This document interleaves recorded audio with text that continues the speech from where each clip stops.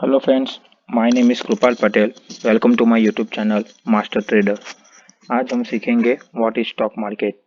जो भी नए लोग स्टॉक मार्केट सीखना चाहते हैं या उसमें पैसे इन्वेस्ट करना चाहते हैं वो लोग स्टॉक मार्केट के नाम से ही डर जाते हैं, क्योंकि उन्होंने फिल्मों में देखा है कि लोग पैसे इन्वेस्ट करके स्टॉक मार्केट में पैसे डूब जाते हैं। और आसपास अपने रिलेटिव या किसी फैमिली फ्रेंड्स में को भी किसी को देखा होगा कि उसके पैसे डूब गए।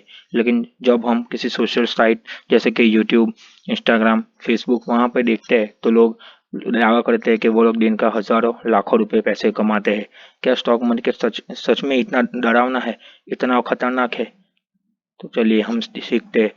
हम लोग देखते हैं कि स्टॉक मार्केट में बहुत लोग करोड़पति बन जाते हैं, अरबोपति बन जाते हैं। वो लोग कैसे पैसे कमाते हैं? चलिए हम उसके लिए एक आपको एग्जांपल बताते हैं। विप्रो का शेयर तो हमने सुना ही होगा। अगर 1980 में आपके पेरेंट्स ने या आपके दादा दादी ने सिर्फ उसमें 10,000 रुपये इन्वेस्ट किए होते तो आज उसकी वैल्यू 740 करोड़ के आसपास होती। अब आप बोलोगे कि उस वक्त 10,000 रुपये किसके पास होते थे? चलिए 10,000 नहीं तो 1,000 तो थे, 1,000 नहीं तो 100 रुपये तो थे। 100 रुपये भी इन्वेस्ट किए होते तो आज आपके पास 60 करोड़ रुपए होते। ये है पोटेंशियल ऑफ स्टॉक मार्केट। चलो देखते हैं स्टॉक मार्केट काम कैसे करता है। इंडिया में मेन दो स्टॉक एक्सचेंज है, एनएसई और बीएसई। एनएसई को हम नेशनल स्टॉक एक्सचेंज और बीएसई को हम बॉम्बे स्टॉक एक्सचेंज कहते हैं। यहाँ से हम स्टॉक को खरीद बेच सकते हैं। इस स्टॉक मार्केट रियली रिस्की? क्या स्टॉक मार्केट सच में खतरनाक है, सच में डरावना है? स्टॉक मार्केट में पैसे इन्वेस्ट करने के लिए आपको उसके किसी भी कंपनी का शेयर लेने से पहले आपको उसको बिजनेस को समझना पड़ेगा कि कोई भी कंपनी अपना बिजनेस कैसे कर रही है। जैसे कि आप अगर अपने किसी फैमिली के रिलेटिव के बिजनेस में इन्वेस्ट करने से पहले या अपने दोस्त के बिजनेस में इन्वेस्ट करने से पहले आप उसके बिजनेस को समझते हैं, उसी तरह किसी कंपनी में इन्वेस्ट करने से पहले आपको उसको कंपनी को बिजनेस को समझना पड़ेगा। So what is share?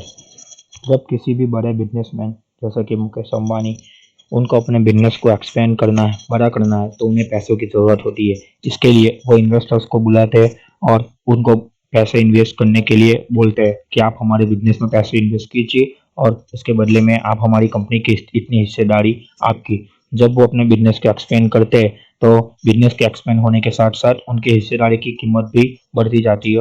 और जब ये हिस्सेदारी बेच देते हैं मुकेश अंबानी जी को फिर से, तो इस तरह इन्वेस्टर्स अपने प्रॉफिट कमाते हैं। लेकिन ये बहुत बड़े बड़े इन्वेस्टर्स होते हैं, हम जैसे जनरल पब्लिक उनके कंपनी में डायरेक्ट इन्वेस्ट नहीं कर सकते। इसके लिए जब वो कंपनी पब्लिकली लिस्टेड होती है तब हम जैसे लोग भी उसको एनएसई और बीएसई जैसे स्टॉक एक्सचेंज पर से खरीद सकते हैं।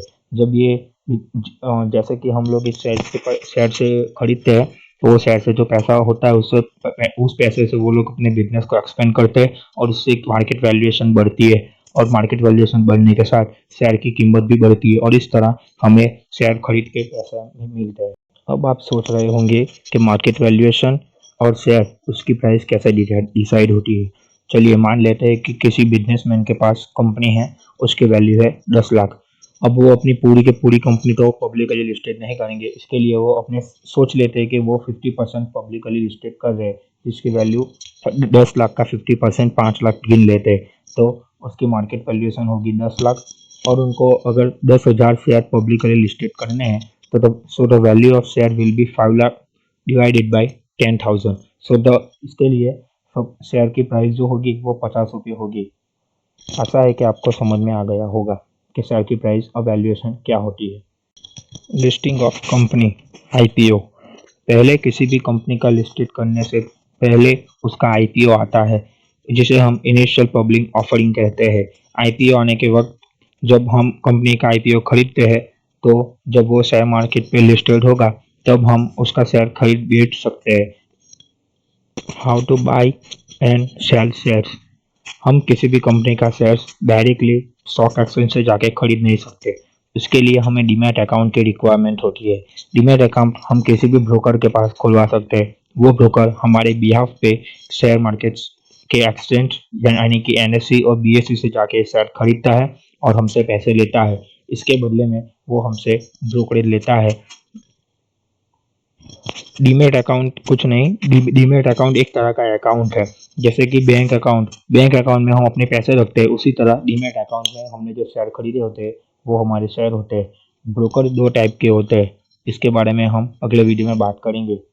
तब तक के लिए थैंक यू, गुड बाय, और हमारे चैनल को सब्सक्राइब कर दीजिए और लाइक प्रेस कर दीजिए।